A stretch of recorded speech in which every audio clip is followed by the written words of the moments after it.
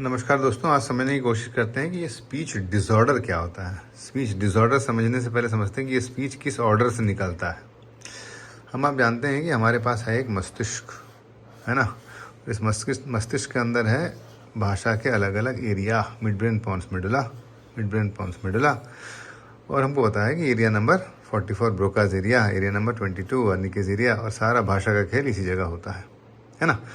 तो भाषा तो यहाँ होता है, लेकिन अब कैसे पता चले कि कौन सी भाषा है? भाई हिंदी है, अंग्रेजी है, उड़िया है। ये तभी पता चलेगा जब ये अभिव्यक्त होगा या जब किसी न किसी माध्यम से प्रकट होगा। तो प्रकट किस माध्यम से होता है? सबसे आम जो माध्यम है वो है बोली, या भाषा जब मौखिक तौर से प्रकट होता है, या ओरल मैनिफेस्टेशन ऑफ लैंग्वेज अगर हम देखें तो उसको हम बोलते हैं, ये लो बच्चा बात कर रहा है, तो ओरल मैनिफेस्टेशन ऑफ लैंग्वेज को बोला जाएगा क्या? स्पीच। तो भाषा की जब भी मौखिक अभिव्यक्ति होती है तो उसे बोली बोली जाती है। अब ये जो बोली आती है निकल के मुंह से, उसकी डिसऑर्डर्स के बारे में बात किया जा रहा है। तो उनके डिसऑर्डर किस तरह के होंगे और कहाँ कहाँ, मैंने बताया ना किस ऑर्डर से निकलता है। अगर देखा जाए तो बोली जो निकलती है उसका अगर ऑर्डर देखा जाए तो सबसे पहला तो है कि अगर आप देखें गले, ये हमारा लारिंग्स हो गया, समझ लीजिए वॉइस बॉक्स, उसके नीचे हमारे होते हैं 2 लंग्स, है ना, फेफड़े, और इन फेफड़ों में भरा होता है हवा। और जैसे फेफड़ों से हवा बाहर आती है इस तरह से, तो हमारा यहाँ एक होता है लैरिंग्स, जिसे हम बोलते हैं वॉइस बॉक्स। इस लैरिंग्स में 2 वोकल फोल्ड होते हैं। ये 2 वोकल फोल्ड प्रतिकंपित होते हैं। हवा जब इनके बीच जाता है तो इसमें से क्या होता है? कंपन होता है। और ये कंपन कहाँ जाता है? ये कंपन जाता है उसके ऊपर स्थित मुंह के कैविटी के अंदर और नाक के कैविटी के अंदर। ये हो गया लैरिंग्स, ये हो गया जीभ, आपका समझना। और ये जो कंपन हुआ, ये कंपन आगे जाएगा, या तो मुंह के कैविटी के अंदर से बाहर आएगा, या तो फिर दूसरा जो है वो नाक की कैविटी से बाहर आएगा। 2 ही कैविटी है जहाँ से बाहर आएंगे, और फिर यही आवाज़ हमें सुनाई देती है, जिसे हम स्पीच बोलते हैं। तो इसमें गड़बड़ कहाँ हो जाएगा, या स्पीच डिसऑर्डर कब होता है?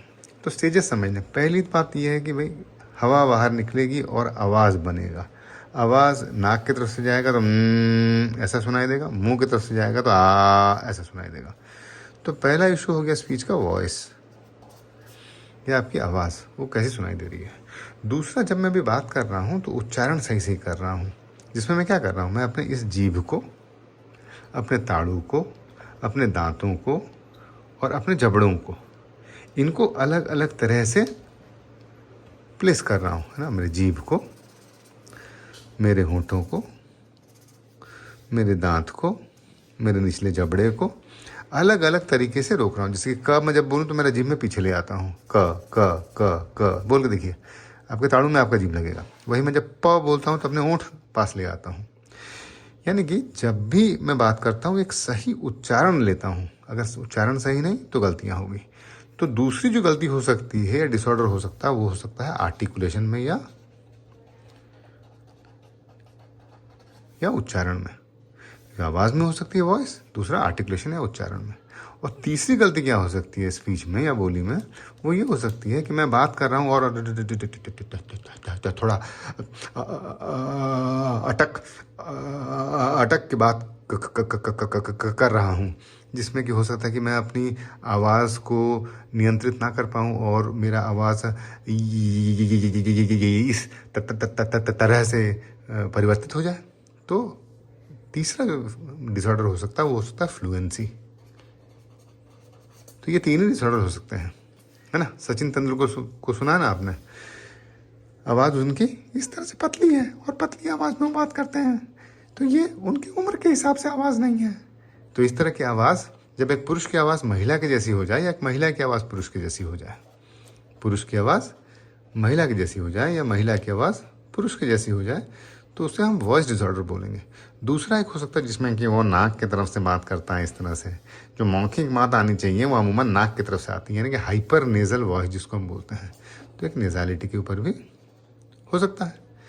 अगला जो गड़बड़ हो सकता है आवाज़ में, वो इस तरह से हो सकता है कि अगर गला बैठ जाए और बिल्कुल जब मैं बात करूँ तो मेरी आवाज़ ऐसी आए, तो ब्रदी वॉइस जिसको हम बोलते हैं, तो वॉइस का क्वालिटी ख़राब हो जाए। या तो फिर जब मैं बात करूं तो मेरे आवाज़ की क्वालिटी कुछ इस तरह की हो जाए, होर्स या हार्स वॉइस हो जाए। तो इस तरह से हम अगर देखें तो वॉइस का क्वालिटी ख़राब हो सकता है, वॉइस का पिच खराब हो सकता है, लड़के की आवाज़ लड़की की तरफ, लड़की की आवाज़ लड़के की तरफ, या नेज़ैलिटी खराब हो सकता है। तो ये 3 तरह के आवाज़ संबंधी खराबी हो सकते हैं स्पीच डिसऑर्डर में। दूसरा मैंने बताया आर्टिकुलेशन एरर, आर्टिकुलेशन या उच्चारण के संबंधित कुछ एरर। तो क को बच्चा तब बोलता है या एक ढंग के, जैसे कि पीछे से बोले जाने वाले आवाज़ जितने होते हैं क ख ग घ ङ, सबको आगे की तरफ त थ द ध जैसा कर लेगा, या जितने आवाज़ हैं स से निकलते होंगे उनको त से बोलेगा। तो एक ढंग से अगर एरर्स हो रहे हैं तो उसको हम फोनोलॉजिकल एरर बोलते हैं, और कुछ खास अगर उच्चारण में गलती हो रही है तो उसको हम फोनेटिक बोलते हैं। तो 2 तरह के एरर्स हो सकते हैं। और तीसरा मैंने जब बताया आपको, एक अटक जाए, अगर अटक अटक के बात करें तो स्टटरिंग, और अगर बहुत तेज़ी से बात करें जिसमें कि आवाज़ शब्द खो जाए उनके और वाक्य बहुत छोटे हो जाएं और मडल आउट हो जाएं, उसको बोलते हैं क्लटरिंग। तो इस तरह से अगर हम देखें तो हमारे जो स्पीच डिसऑर्डर्स हैं वो हो जाएंगे मोटे मोटे 3 तरह के। पहला वॉइस डिसऑर्डर, दूसरा आर्टिकुलेशन डिसऑर्डर, तीसरा फ्लुएंसी डिसऑर्डर। इनके प्रकार मैंने बता दिया आपको। यही है स्पीच डिसऑर्डर्स के प्रकार। बहुत बहुत धन्यवाद।